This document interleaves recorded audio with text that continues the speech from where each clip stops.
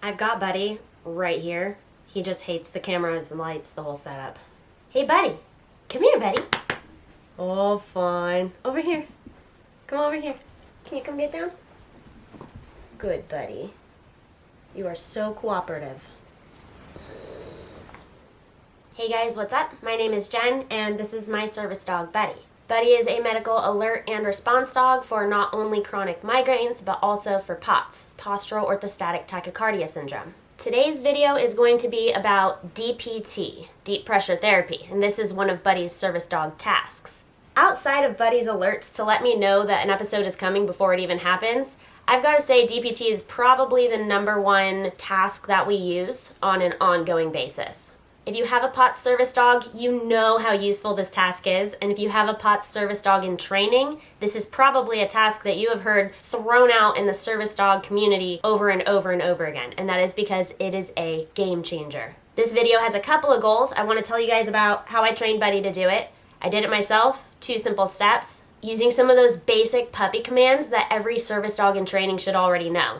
Commands simple enough that non-service dogs know them too. And obviously, I'm also going to tell you why we do it in the first place. We'll also do a little demonstration of DPT. I'm going to do it in the way that I used to do it before he knew the command, so you guys can see one way that you could teach your dog. And then I also want to tell you guys about a game that I play with Buddy to keep him fresh on this. That's not the word. To keep him up to date, to keep him polished. You get it. Let's hit the song.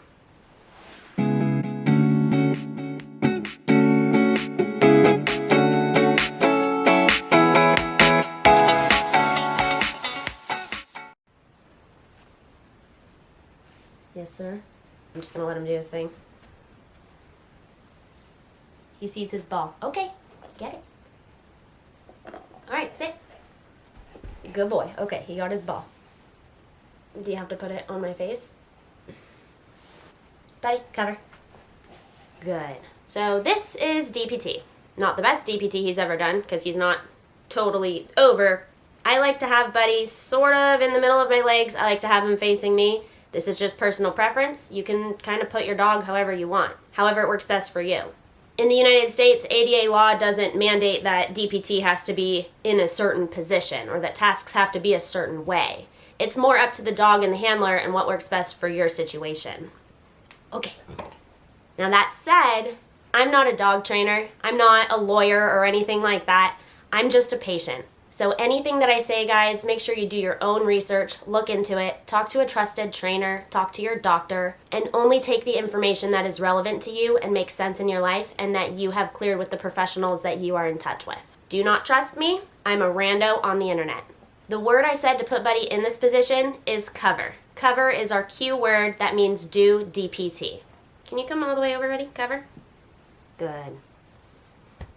I wish I had another set of hands so I could turn the camera down. I guess since we're here now, I'll tell you that this is the other way I like the DPT. All the way sprawled out over my calves, and he goes really limp. This is just a little bit more gentle than having him up here on my thighs, and I sort of like to alternate between them. Because he's a big dog, he's more than half of my weight, so having all of his weight on either end of my legs for an extended period of time can kind of get uncomfortable. Now I realize I haven't mentioned the why yet. Why the heck am I having my dog lay on my legs? Well, it's because I have POTS, or dysautonomia.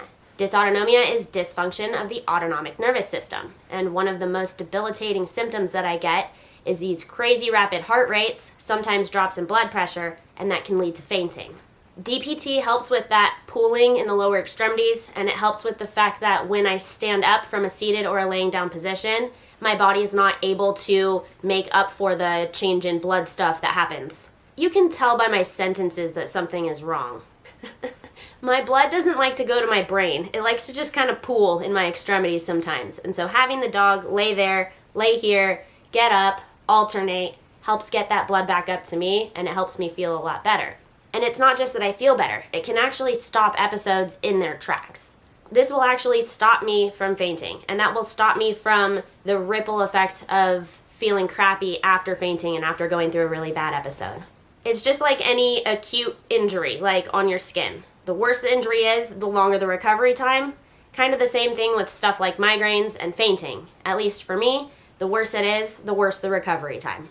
Yes, there is recovery time for fainting and for migraines. It's super fun. Hey, buddy. Hi, buddy. Time to wake up. How was your nap? Buddy, come here. Here's how I taught Buddy. He just put his face on my face. Hey, I love you too. Do you want to go get the ball? Go get it. I'm going to see if I can show you guys how I taught him cover, but it's really hard to get him in the positions with the camera and everything because he already knows where I'm trying to get him. So, but we'll try. Basically, here's what I did to teach him cover. I had him come near me and I asked him to sit. And what I did was I tried to get him to sit as close to my legs as possible. And I did that by just gently holding my fingers right behind his shoulders, not pulling or anything, not pulling him forward, but just not allowing him to sit backwards. So he was forced to kind of walk his back legs in to sit right next to me. From there, simple down command, luring with a ball, luring with a treat, to let him know that I wanted the down to be over here. I didn't reward the down until his elbows were all the way down because that is how to do a proper down in our life. And then once he did that, I would release him and we would kind of do that over and over again. And that is also the game that I wanted to tell you guys about. He loves playing fetch like this. He'll come back to the cover, I'll have him go fetch, and that gets him going quickly. But let me see if I can do a quick demonstration for you. Hey, buddy. Come here. Bring in your ball. I like it. Come on, turn around. Oh, yeah, buddy. He keeps sitting down. I can't get him to do this. Oh. He's like, if I cover you, will you throw the ball? Okay, Mr. Bubs, stand. Buddy, stand. Oh, that's a good cover.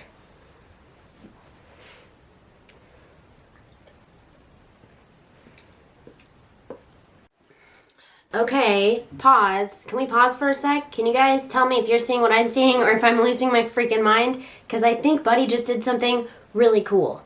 Oh, by the way, hi, this is Editing Jen. What just happened? Hold on, go back. We're gonna watch this in slow motion. Look what just happened. So, Buddy is in this like half-ass cover. Ball's on the floor. I tell him, okay, stand up. He goes to lick himself. I'm like, no, dude, stand up. We're standing up right now. I did release him, so he pounced for the ball. That's totally fair. But when he got to the ball, did he touch the ball? Yep, he just barely touched the ball with his teeth, and then he let go on his own accord. He started to initiate that play, and then he took it right back. He immediately put weight down on his elbows and started pushing on my thighs. And that's an actual, true, good cover. Ooh, that's a good cover. When Buddy self-initiates a task, if he is insistent that he is going to do DPT right now, I don't interfere. And when I didn't interfere, he stayed, and then lo and behold, he started alerting me by licking me on the hand. Of course, at that point, I picked up on it, but like, I am so mind blown by the fact that he was going for the ball, guys. He was fully released. He did that cute little pounce. He wanted that ball, and then he was like, oh crap, got a task.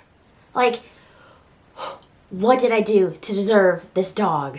Amazing. And then, so we're gonna get back to the video now. Obviously, at the point where he started alerting, I was like, oh, he changed his behavior because of this thing that happened in my body. So at this point, I know he's alerting, and I threw the ball to test whether or not he was actually going to stay in that DPT. So let's get back to the video now. Is Buddy gonna hold this cover even if I tell him that he can go get the ball? Hey, Buddy. Okay, go get it. Yeah, now he won't go get it because something's happening. Good boy. Good boy. Intelligent disobedience. I told him to go get the ball. He's not going to because something's going on here. Buddy. What great timing, huh? Okay, well, before I have a medical event, let's finish this video.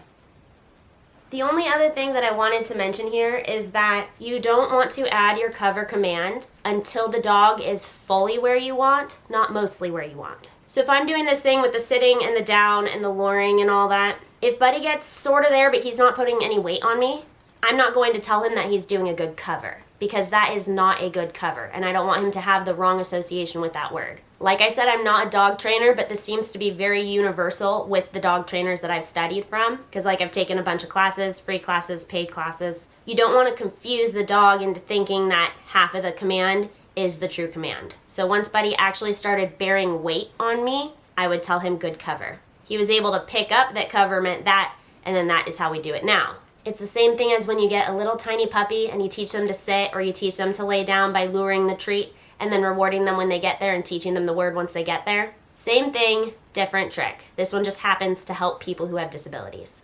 Last but not least, the wonderful thing about cover, especially when it's taught this way, is that you don't actually need to have the command or even upkeep the training of the command as long as you can get the dog into the position. And as you saw, I barely need to ask Buddy to get into the position.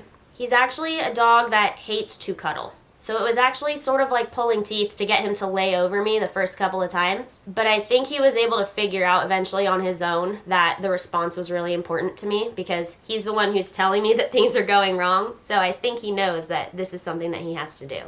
I can't even describe it. I think he's way more smart than we think. Let me try one more time to see if I can get him to like stand here and then we will call it a day. All right, Buddy, let's get up. Come on. Okay, good boy. All right, go get your ball. Seek ball. Good seek, come. Good boy. Good boy. Come over here. Come here. Okay, so at this point I would, well, if he hadn't already sat literally exactly right next to my leg, I would hold right here. See his arm is right here? I can gently grab his shoulder and get him to sit here. Buddy, you're... Ah. Hello. There's a nice handle here where I can grab onto him. Like I said, I don't want to pull on him and hurt him or anything like that. Just kind of make sure that he stays close to me when he sits down. Because now he's sitting down right next to me, and that really sets us up for a good cover. Say he did not know the command, he doesn't want to cuddle or anything, I would then grab a treat or a ball, and this is really how we taught him. Buddy, down. Good, down, good cover. Okay, he gets the ball. Buddy has these giant drooly lips, so we actually do a lot of our training with toys instead of with treats. I have a video about that too. It works out better for both of us because he's a lot more motivated and it doesn't get quite as slimy. And I like this spiky ball because it doesn't hold spit either.